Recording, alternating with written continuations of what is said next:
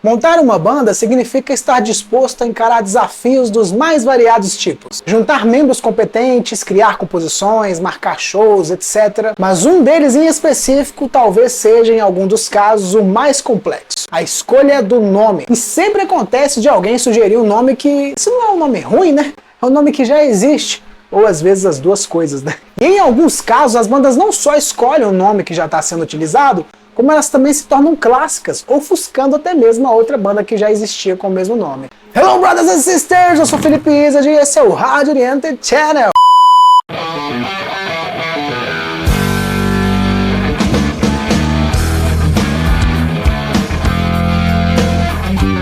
E no vídeo de hoje venho trazer casos de bandas que foram nomeadas com nomes já existentes. Então fique comigo até o final que o vídeo de hoje está sensacional! Pessoal, só deixando bem claro aqui que a ideia do vídeo não é ficar comparando as bandas para ver qual que é melhor, nada disso.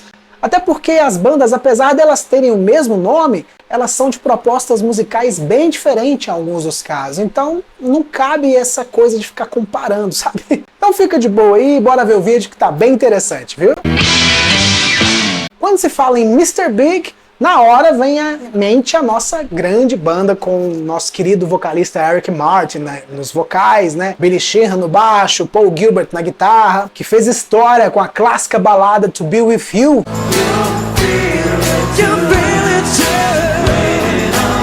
Fora outras pedradas, né, que aqui no Brasil fez até parte da trilha sonora de algumas novelas, como a música Just Take My Heart, né, que entrou na novela Despedida de Solteiro, de 1992, a Wild World, né, que entrou na trilha de duas novelas, A Sonho Meu, de 93, e A Confissões de Adolescente, de 1994. Enfim, acho que é impossível um fã de hard rock não conhecer essa banda, né? Só que se eu te falar que já existia anteriormente um outro Mr. Big, e que inclusive chegou a fazer um certo sucesso, só que isso lá na década de 70. Pois é, pessoal, antes de emplacar nas rádios mundiais no início da década de 90, houve na história um Mr. Big anterior a este. Banda formada na Inglaterra nos anos 60 e que a princípio eles se chamavam Burnt Oak.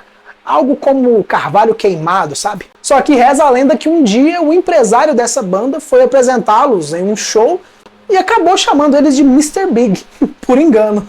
Os membros da banda gostaram do nome e aceitaram mudar o nome da banda. A partir daquele dia, eles passaram a chamar Mr. Big. A história mais louca que eu já vi.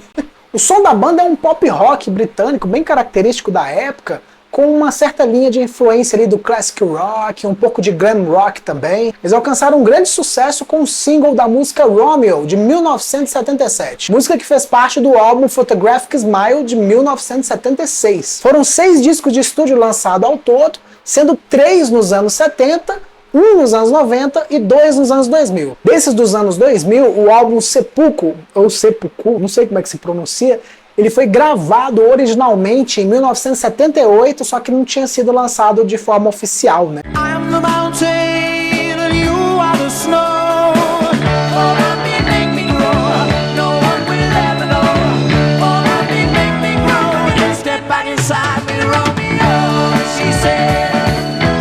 Mas então, comenta aí se você já conhecia esse Mr. Big britânico.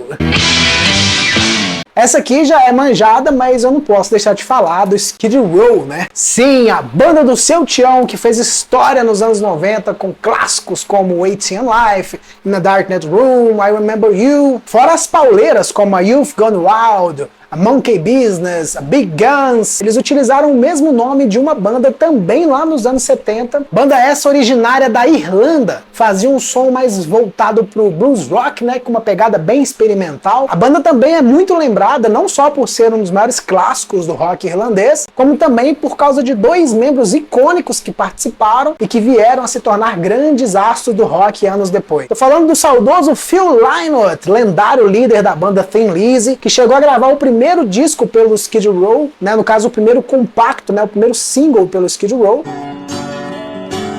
Everybody knows we've had good times here, me and my old dad together. E o guitarrista também saudoso, Gary Moore, que entrou na banda com apenas 16 anos de idade. Eles lançaram ao todo 7 álbuns de estúdio, sendo que um ao vivo de 2006, e os 5 primeiros discos foram gravados nos anos 70 ainda. O de 1990, intitulado apenas como Skid Row, ele trata-se de um disco que foi gravado oficialmente em 1971, ele seria o 3º disco de estúdio da banda, só que anos mais tarde eles incluíram as partes onde o Gary Moore toca. Só que o lançamento oficial dele foi acontecer somente em 1990.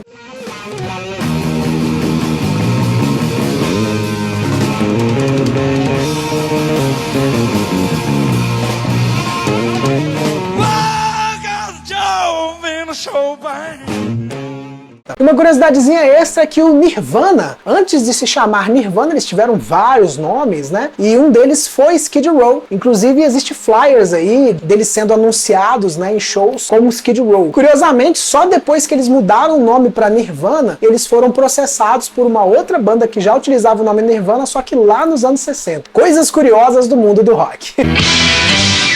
Quem acompanha o canal deve ter visto que recentemente eu lancei um vídeo, né, na minha série de vídeos Hard Biography. Eu vou deixar o link aqui no card para você conferir, caso você não tenha visto, contando a história do Survivor, né? Rapaz, mas fazendo o roteiro daquele vídeo, eu acabei descobrindo que já existia uma banda com o nome de Survivor, cara. E o mais bizarro de tudo é que eles lançaram o primeiro e único álbum deles em 1979, que foi justamente o mesmo ano de lançamento do primeiro disco do Survivor mais famoso. Esse Survivor em questão, ele foi formado em Louisiana no ano de 1976, ficando na ativa até 1981. O disco intitulado All Your Pretty Moves foi lançado em 1979 e nesse disco a banda faz um som bem hard rock, mas com bastante peso, eu diria até que é bem heavy metal inclusive, só que com uns toques de southern rock.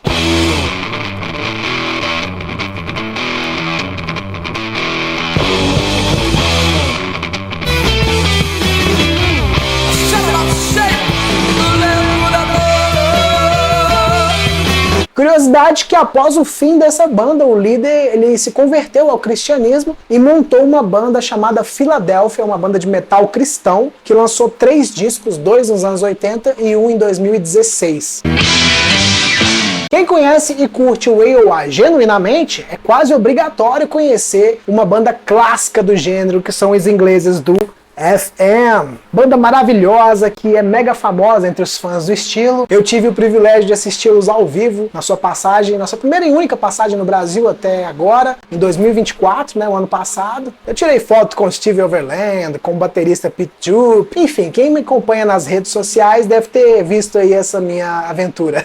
Só que, cara, reza a lenda que um dos motivos da banda FM não ter feito o sucesso que eles mereciam fazer, né, na América, nos Estados Unidos, foi por causa da existência de uma outra banda com o mesmo nome, só que é uma banda canadense, né? Banda formada em 1976, que praticava um som bastante experimental, sabe? Que perambula ali entre o rock progressivo e o jazz rock. Mas apesar disso, eles têm alguns lançamentos onde eles flertam um pouco ali com uma onda mais pop. E já sabe, né? Misturou o rock progressivo com uma pegada mais pop, já dá pra encaixar ali numa linha, numa pegada meio AOR. São ao todo 7 álbuns de estúdio e a fase oitentista da banda, é óbvio, é a parte onde eu mais tenho preferência, né? Dentre os fãs de rock progressivo, os mais xiitas, né? Até que é uma banda bastante conhecida, sabe? Por causa deles, a versão americana do primeiro disco, Indiscreet, de 1986, ela teve que sair, ó, com essa sigla embaixo, UK, para indicar que se trata da banda britânica ao invés da canadense.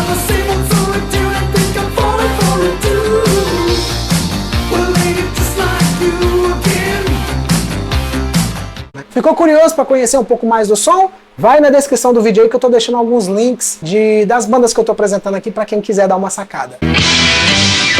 Nos anos 80 aqui no Brasil, o rock era febre. E um dos seus maiores representantes, e que acaba representando muito bem a década de 80 como um todo, foi sem dúvida o RPM. Fazendo um rock bem sintetizado, com muito teclado, os vocais roucos, né, do Paulo Ricardo, fora sua presença de palco incrível, fez com que a banda se transformasse num verdadeiro furacão das rádios da época. Tem até uma reportagem completa do Globo Repórter, de 1986, está disponível aí no YouTube, quem quiser conferir, falando sobre o sucesso quase nível Beatlemania que a banda teve no Brasil. O nome da banda significa revoluções por minuto, né? E é uma alusão àquela sigla, né, que vem impressa nos selos de vinil, que representa a quantidade de rotações por minuto, daí o RPM, né, que o toca-discos teria que ter para poder reproduzir o disco em questão. Por ser uma sigla presente em 99% dos discos mundiais, então seria muito difícil que alguém em algum lugar do mundo tivesse a ideia de colocar justamente esse nome em uma banda, né? De fato, foi o que eu percebi, só na página do site do Discogs tem mais de 800 páginas de bandas com esse mesmo nome. Mas teve uma que mais me chamou a atenção e eu resolvi falar dela nesse vídeo, que é o R.P.M., banda americana diretamente de Los Angeles, formada no início dos anos 80,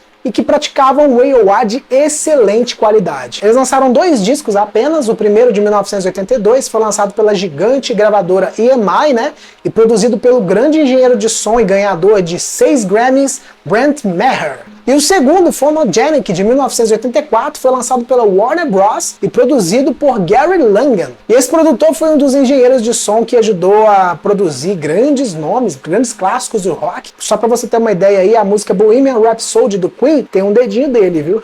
Falando sobre o R.P.M., o primeiro disco deles teve um hit regional, né, bem tímido das rádios, que foi a música A Legend Never Dies, e que inclusive foi coverizada pela bandaça de Southern Rock, o Blackfoot, no álbum Vertical Smiles de 1984. Temos também a música 2+2, que foi coverizada por ninguém menos que a banda Van Zandt, no seu clássico álbum de 1985, é a música que abre o lado B do disco. O R.P.M. foi uma banda de vida bem curta, né? Ela durou aí por volta de 6 anos, vindo a acabar em 1986, mas o líder do grupo, Robert White Johnson, ele se tornou um grande nome, bem requisitado, né? Por causa das suas composições. Acaba que ele também criou música para outros artistas, né? Só para citar aí para vocês, ele trabalhou com a Celine Dion, aquela banda Y&T, né? Com o Cheap Trick, a Lee Aaron. Mas então, você já conhecia a versão americana do R.P.M.? Diz aí.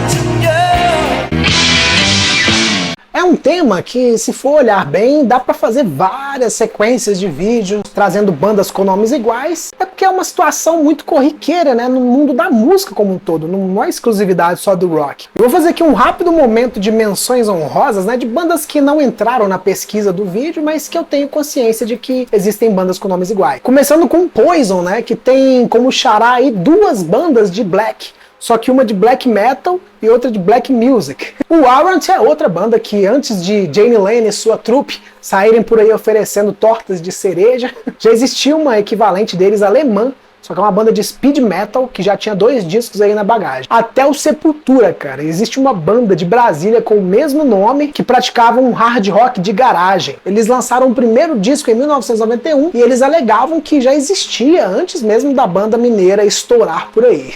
E pra finalizar, eu vim trazer pra vocês aqui uma banda que, olha, essa me pegou desprevenido, viu? Eu descobri fazendo o roteiro desse vídeo e resolvi trazê-la aqui como um bônus. Você conhece o Europe? Pois é, cara, todo mundo conhece a banda de Joey Tempest, sua turma, né, que fez história aí na música oitentista, com seus clássicos irreparáveis da história do melodic hard rock. Porém, cara, pesquisando as bandas pra trazer nesse vídeo, eu acabei descobrindo uma banda obscuríssima com o mesmo nome, e as informações sobre eles são as mais escassas e mais aleatórias possíveis. Eles são uma banda italiana de space rock, ou rock eletrônico. Cara, eu só conhecia o UFO, que fazia o space rock, eu não sabia que existiam outras bandas do mesmo estilo.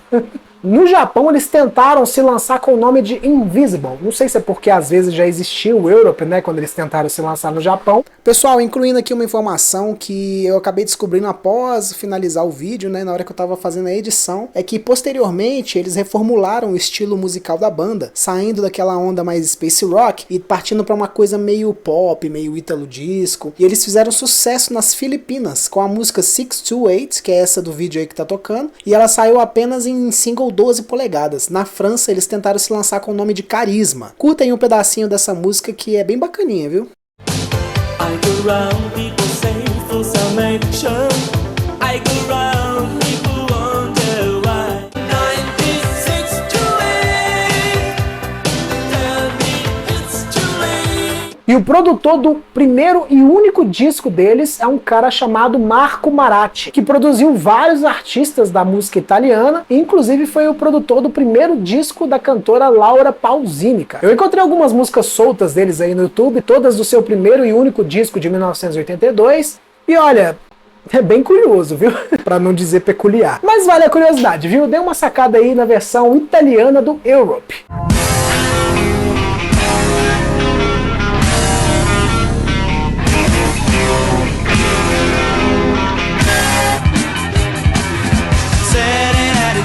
Everyone that's sane, gotta keep the rhythm, honey, of the game. Don't you lose your place, let's go more and more and more and more and more. Bom, pessoal, o canal sendo um canal mais voltado, né, pro hard rock, pro AOR, acabou que eu foquei um pouco mais em bandas desse estilo para trazer para vocês, mas é óbvio que eu sei que existem dezenas de outros casos que aconteceram a mesma coisa. Se lembrar de mais algumas aí, deixa nos comentários que eu quero saber. Deixa o seu like aí no vídeo, se inscreva no canal se não for inscrito, e não esqueça de mostrar esse vídeo para aquele seu amigo que curte um bom e velho rock oitentista. Por enquanto é isso, muito obrigado a todos que assistiram até aqui, e nos vemos no próximo vídeo. Tchau!